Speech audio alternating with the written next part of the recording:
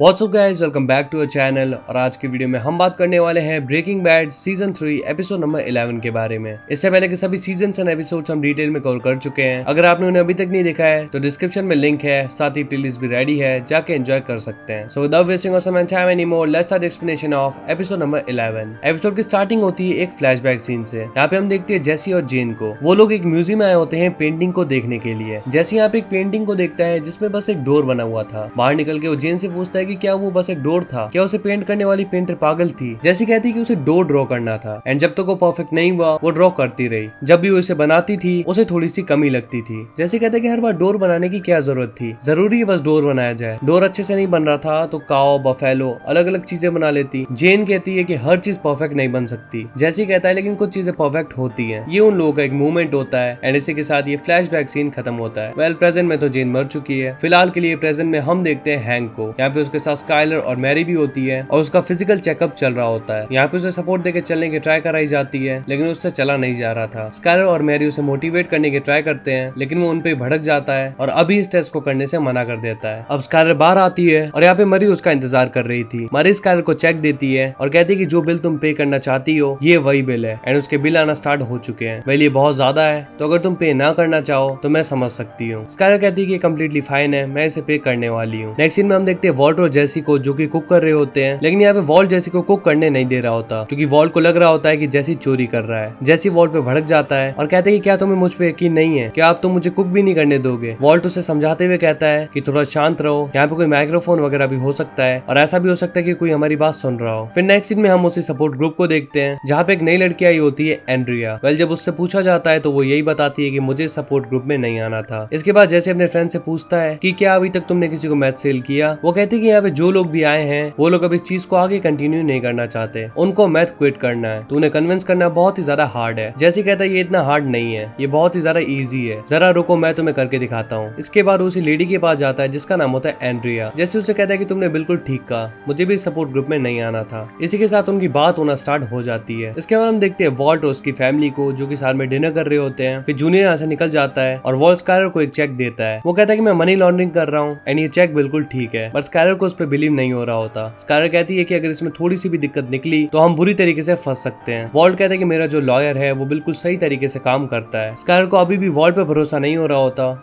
इसीलिए वो कहती है कि तुम मुझे अपने लॉयर से मिलवाओ। वॉल्ट उसे सॉल के पास लेके जाता है एंड स्काइलर सॉल से इस बारे में बात करती है। वो कहती है कि तुम आखिर कैसे अपनी मनी लॉन्ड्रिंग करते हो। सॉल उसे मनी लॉन्ड्रिंग के बेसिक्स बता रहा होता है लेकिन स्काइलर कहती है कि मैं भी एक अकाउंटेंट हूँ एंड मुझे इस सबकी नॉलेज है, तुम मुझे मेन मुद्दा बताओ कि आखिर तुम ये कैसे कर रहे हो। वो उसे समझाता है कि ये काइंड ऑफ कैसीनो है एंड ये पैसा तुम्हारे पास विनिंग्स के थ्रू आ जाता है। स्काइलर कहती है कि तुम जो ये कर रहे हो ये ज्यादा टाइम तक नहीं चलने वाला। तो सॉल उससे कहते हैं कि क्यों ना तुम एक और प्रॉपर्टी बाय कर लो, तुम्हें एक लेजर अटैक बाय कर लो और ये एक सेंस भी बनाएगा। वॉल्ट एक साइंटिस्ट है और साइंटिस्ट को लेजर काफी ज्यादा पसंद होती है लेकिन स्काइलर को उसका आइडिया बिल्कुल भी पसंद नहीं आता। तो सॉल कहता है कि तुम्हें जो करना है करो, यहाँ से निकलो। इसके बाद हम जेसी और एंड्रिया को साथ में देखते हैं एंड यहाँ पे जेसी ने एंड्रिया को भी इम्प्रेस कर लिया है एंड वो उसके साथ में मेकआउट कर रहा है। एंड्रिया उससे चाय कॉफी के बारे में पूछती है लेकिन वॉल्ट उसे बताता है ब्लू मैथ के बारे में। वो कहते हैं कि एक आदमी है जो कि ब्लू मैथ मुझे लाके दे देता है एंड इसमें कोई रिस्क भी नहीं है, सारा रिस्क उस आदमी का है। लेकिन एंड्रिया को ये चीज सही नहीं लगती और वो कहती है कि मैं इसे लेते हुए पकड़े नहीं जाना चाहती। तभी उसका बेटा आ जाता है जिसका नाम है ब्रॉक। वो ब्रॉक को जेसी के साथ इंट्रोड्यूस करवाती है एंड उसे बताती है कि ये मेरा बेटा है। नेक्स्ट सीन में हम देखते हैं कि स्काइलर वॉल्ट के साथ आ रही होती है और वो वॉल्ट को एक कार वॉश के पास ले जाती है। वो वॉल्ट को बताती है कि सॉल की जो कहानी है वो काइंड ऑफ ऐसे ही है, मतलब कि कोई भी उसे बिलीव नहीं करने वाला। इन फ्यूचर अगर वॉल्ट पे कोई खतरा आ जाता है तो ये स्टोरी कोई भी सेंस नहीं बनाएगी। एंड रही बात कार वॉश की तो वॉल्ट को इसकी नॉलेज है क्योंकि वॉल्ट पहले यहाँ पे काम किया करता था और ये चीज थोड़ा सा सेंस भी बनाएगी। ऑन द अदर हैंड हम देखते हैं जेसी को, उसके पास उसके फ्रेंड्स आते हैं एंड कहते हैं कि क्या तुमने कुछ मैथ सेल किया, लेकिन जेसी इस बात को टाल देता है और एंड्रिया के साथ निकल जाता है। वो लोग रेस्टोरेंट में बैठ के खाना खा रहे होते हैं एंड यहाँ पे जेसी ब्रोक को एंटरटेन करने के लिए एक केमिकल रिएक्शन करके दिखाता है। ब्रोक कहता है कि थॉमस भी बिल्कुल ऐसा ही करता है। जेसी एंड्रिया से पूछता है कि आखिर थॉमस कौन है। एंड्रिया बताते हैं कि थॉमस मेरा छोटा भाई है एंड उसके बारे में हम कोई बात नहीं करते। ऑन द अदर हैंड हम देखते हैं वॉल्ट को जो कि सॉल को अपने साथ लेके आया होता है कार वॉश दिखाने के लिए एंड कहते हैं कि अगर मैं कार वॉश बाय करूं तो कैसा रहेगा। सॉल कहता है कि ये बहुत ही अच्छा डिसीजन है लेकिन यहाँ पे तुम्हारे साथ डैनी नहीं होगा। वो बताता है कि डैनी को मनी लॉन्ड्रिंग की बहुत ही ज्यादा अच्छी नॉलेज है एंड अगर तुम लेजर टैग बाय करते हो तो वहाँ पे डैनी तुम्हारे साथ होगा,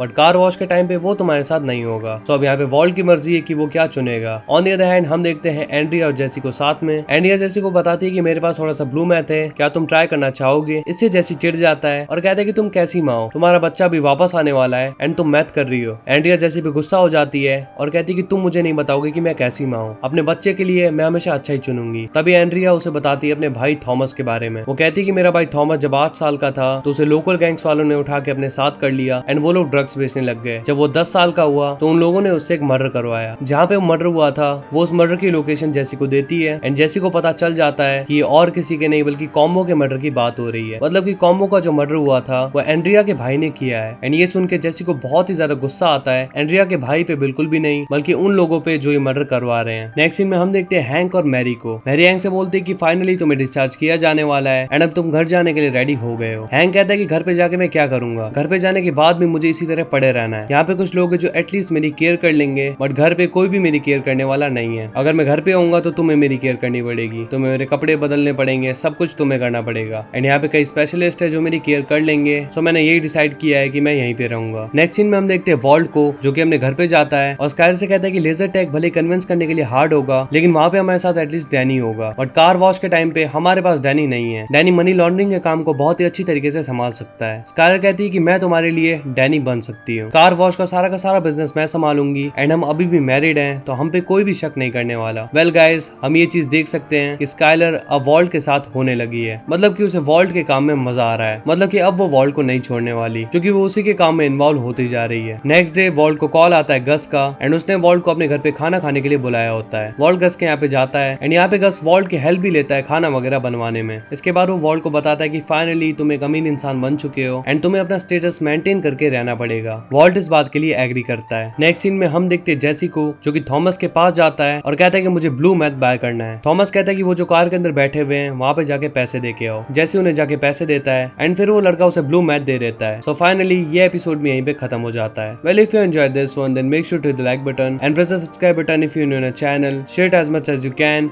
and if you have any queries just comment down and let us know. So we'll see you in the next one. Till then, peace up.